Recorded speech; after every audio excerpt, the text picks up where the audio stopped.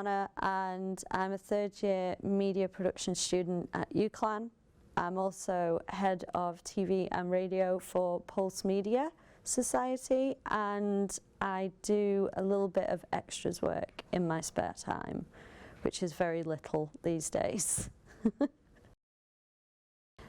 I was diagnosed with Asperger's and ADD as a result of coming to university. I was 33 years old when I finally got my diagnosis.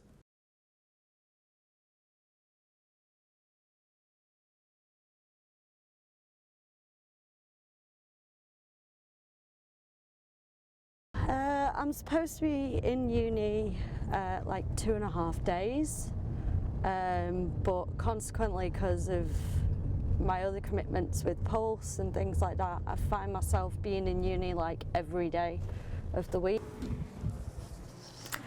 This is where the magic happens, here at Pulse Radio.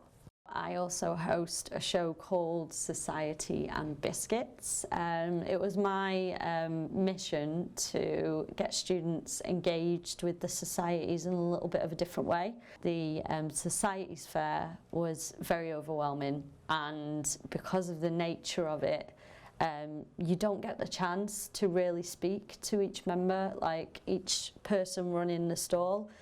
Because there are lots of other people around that want to speak to them as well. That's where I came up with the idea of Society and Biscuits, where I invite societies onto my show to discuss who they are, what they do, and give other students the ability to engage with them and understand whether or not this society is for them. So I desperately wanted to enhance my social life when I came to uni. Because I had locked myself away. I had been on my own, living alone for years, and prior to coming to uni, I was actually homeless for a good portion of time.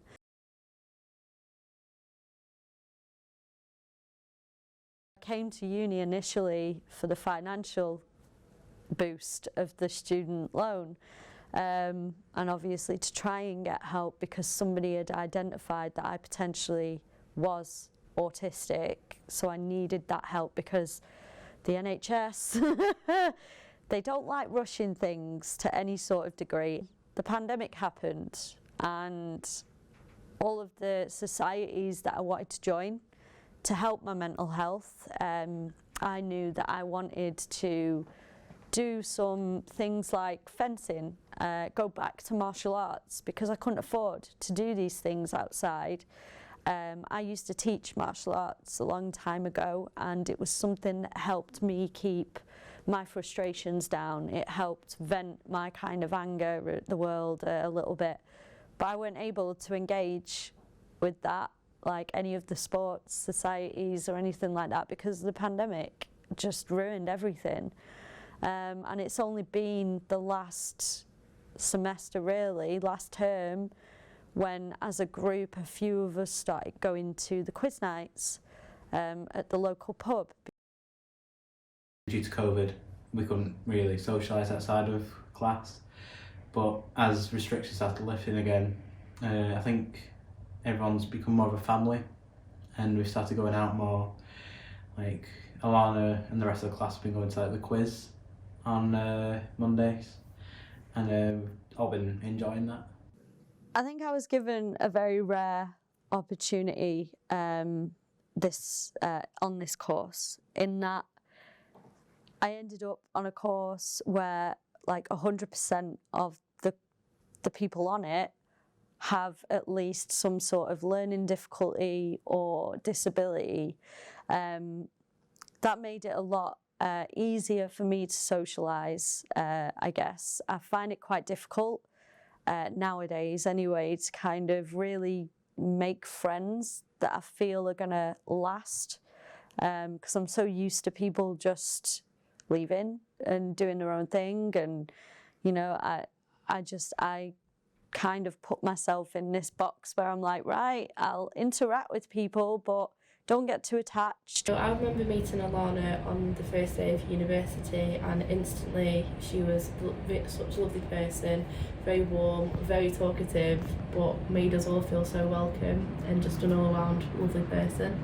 Alana is so well known on campus. Even the falafel man knows her and even knows her order off by heart as well. As much as Alana is such a strong, independent person and she does a lot of things herself and she knows what she wants, she does struggle from time to time, and I really hope that she knows that if she ever needs any help or if she is struggling, she can always come to me for advice or help or someone to talk to. So when I came to university, I already knew that they had certain provisions to enable students to figure out things like dyslexia and other learning difficulty. I had to get assessed through the Disabled Students Allowance agents, I guess, for want of a better word. They did an assessment on me for my support in terms of academics, and I was also referred to an independent psychiatrist who came and did an evaluation for my Asperger's and also ADD.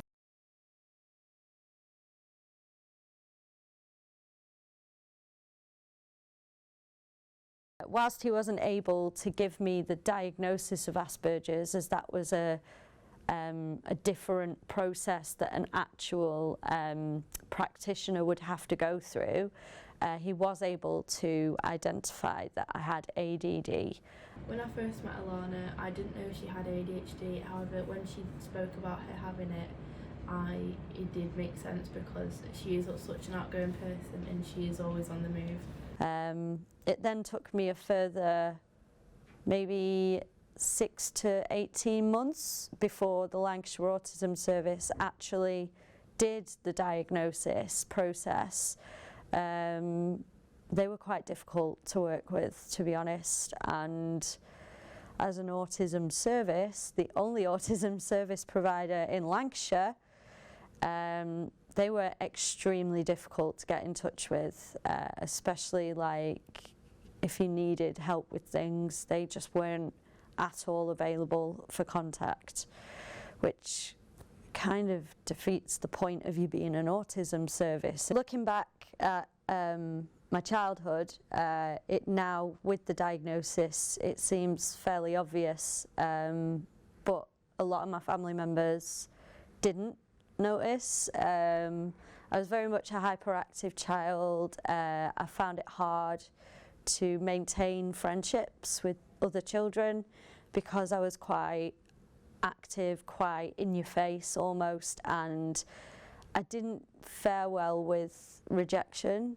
I tended to bite and nip a lot if things weren't going to plan or weren't going the way that I wanted them to. At the time, this was just put down to, you know, bad behaviour or, you know, something like that, and that's why nobody really noticed. But yeah, in all intents and purposes, from the accounts that my grandma said, they used to have to walk with me in the pram until like gone midnight just to get me to sleep and things like that. So yeah, looking back, it is glaringly obvious that I should have been diagnosed a lot sooner. It would have helped a lot.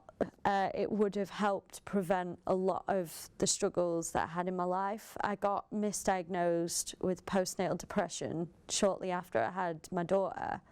I was on my own, single parent, for the first 2.5 years, and then I just couldn't cope. And it wasn't because of depression, it was obviously because I have Asperger's, autism, spectrum disorder, ADD, that wasn't diagnosed. So I wasn't able to figure out what was wrong with me. And then because they diagnosed me with postnatal depression, they put me on medication that, looking back, I've actually researched into it since my diagnosis. It's medication that actually worsens autism symptoms.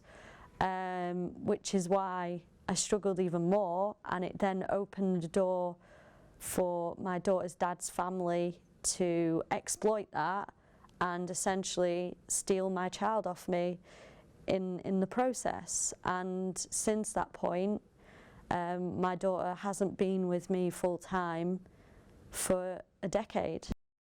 Alana always talks about Marley. She does seem like such a really good mum, and she speaks about how they go on all these fun activities and do all these fun things, and it's obvious that they've got a lot in common as well. My daughter is, she's an absolute legend.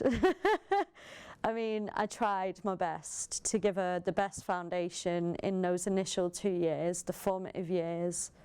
And, you know, before she even went to her dad's, like, she had an incredible vocabulary. She could read, she could write, she was potty trained, she was on solid foods, like, you know. And I've always tried to just encourage her with different creative aspects, because for me, the world that we live in, all these academics and exams and all of this, it's all nonsense. It doesn't do anything good for the world like the creative arts do. And for me, if I didn't have that creative side to fall back on, I don't think I would have survived this long. So every time it's Christmas or birthday, I'll get her an experience rather than a present.